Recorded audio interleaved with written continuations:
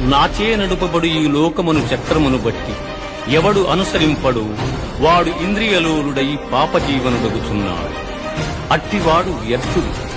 జ్ఞాని కానివాడు సదా కర్మలను ఆచరించుకునే ఉండవలెను.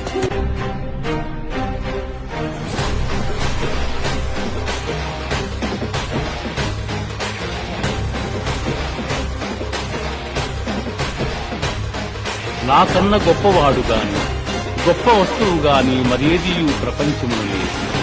సూత్రమున మణులు గుర్తపడినట్లు ఈ జగమంతయు నాయందు నిక్షిప్తమయ్యింది.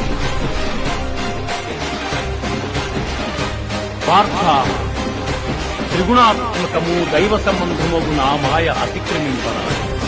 కాని నన్ను శరణు జొచ్చిన వారికి ఈ మాయ సులభ సాధ్యం.